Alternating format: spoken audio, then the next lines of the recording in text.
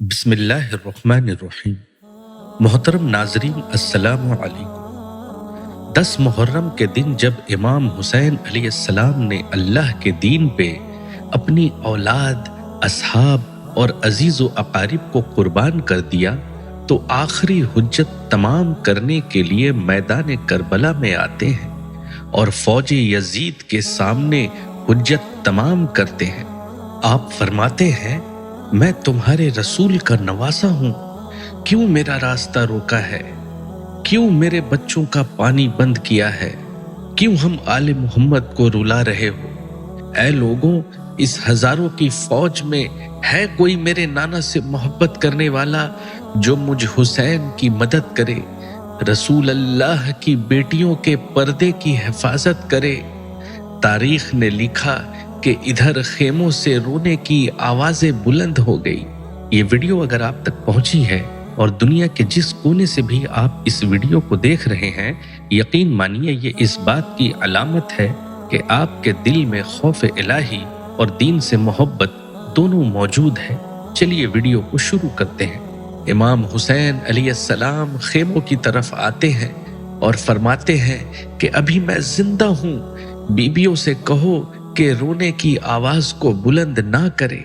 इतने में बीबी ज़ैनब ज़ारो कतार रोकर फरमाती हैं, मेरे भाई हुसैन, जैसे ही आपने ये फरमाया कि कोई मेरी मदद करने वाला रसूल की बेटियों के पर्दे की हिफाजत करने वाला है, अली असगर ने ये सुनकर अपने आप को झूले से गिरा दिया। हुसैन अलैहिस्सलाम की आंखें नम होती हैं और फरमाते हैं, ऐ रबाब, मेरे असगर को मेरे पास लेकर आओ। इमाम हुसैन अली असगर का माथा चूमते हैं और अपनी अबा में छुपाकर मैदान की तरफ ले जाते हैं। फौजे यजीद सोचती है कि शायद हुसैन कुरान लेके आए हैं। इमाम हुसैन अलैहिस्सलाम ने अपनी अबा अली असगर के जिस्म से हटाई, अली असगर को बुलंद किया और फरमाने लगे, ऐ लोगों, अगर तुम्हारे नजदीक कसूरवार हूं तो मैं हूं। इस 6 माह के बच्चे ने क्या कसूर किया? 3 दिन पानी ना पीने की वजह से इसकी माँ का दूध खुश्क हो चुका है, इसको 2 बूंद पानी पिलाओ। फौजे यजीद जोर जोर से हंसने लगी और कहने लगी, ऐ हुसैन, पानी खुद पीना चाहते हो और नाम बच्चे का लेते हो? अगर तेरा बच्चा वाकई प्यासा है तो इससे कहो कि खुद मांगे।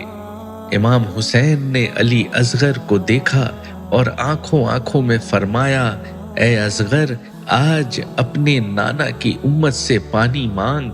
बस जैसे ही इमाम हुसैन ने यह फरमाया, अली असगर के लब हिलने लगे और तमाम फौजों को देखकर अली असगर फरमाने लगे, ऐ जालिमों, मैं 3 दिन से प्यासा हूँ, तुम्हारे रसूल का खून मेरी रगों में बहता है, मुझे पानी दे दो।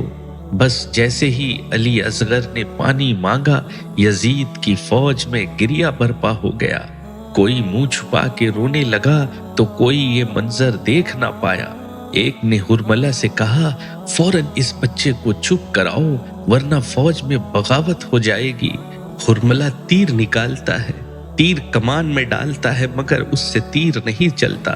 फिर दूसरा तीर निकालता है, वो भी गिर जाता है।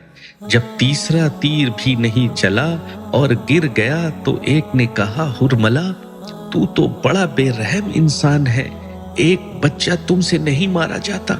हुरमला कहता है कि इस बच्चे को मारना मेरे लिए कोई बड़ी बात नहीं, लेकिन जैसे ही मैं तीर चलाता हूँ तो देखता हूँ कि मेरे सामने एक माँ है जो अपनी झोली फैलाए मुझे देख रही है। इसने कहा कि तुम इस बीबी की तरफ ना देखो और इस बच्चे को ऐसे मारो कि पूरा लश्कर यजीद के नाम से कांपने लगे। बस वो तीर जिससे जानवरों का शिकार किया जाता है, तारीख ने लिखा इसके 3 मुंह थे।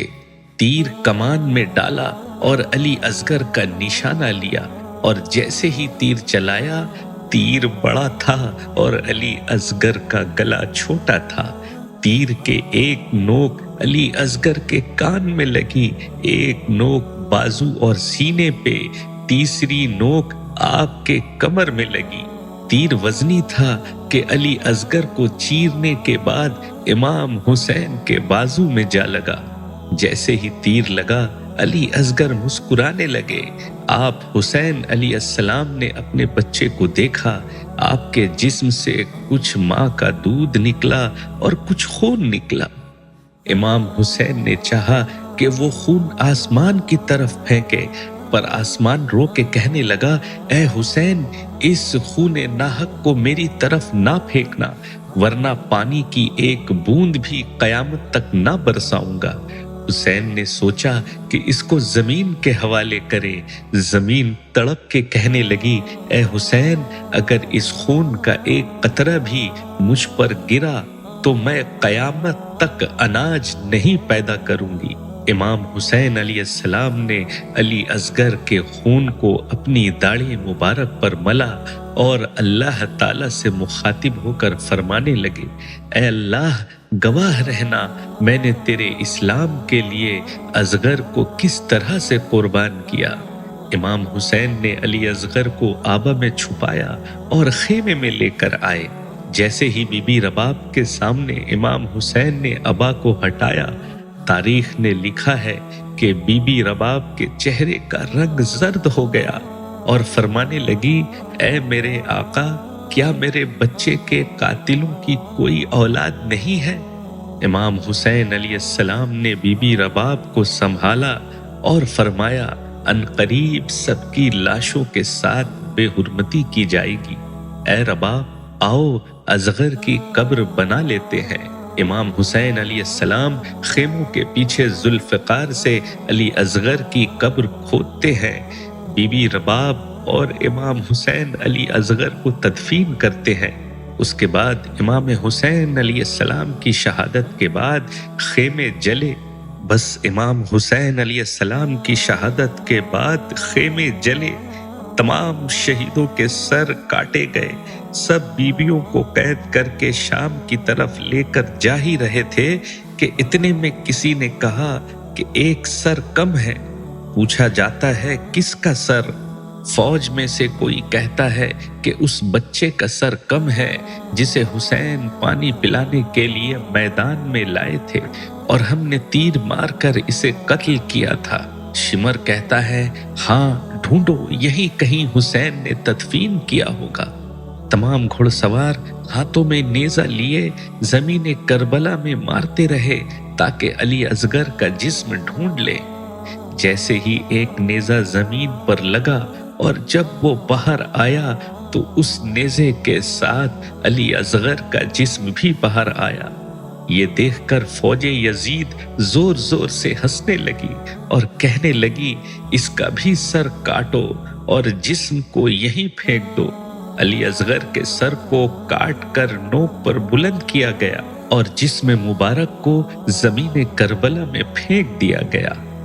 جیسے ہی بی بی رباب نے علی اصغر کے جسم کو دیکھا تو اللہ کے رسول سے مخاطب ہو کر فرمانے لگی، یا رسول اللہ، آپ کی امت نے ہم پر کیا کیا ظلم کیا، لیکن اسلام کی بقا کے لیے ہمیں ہر تکلیف منظور ہے، مگر جب تک یہ رباب زندہ ہے نہ کبھی ٹھنڈا پانی پیے گی اور نہ کبھی سائے میں بیٹھے گی۔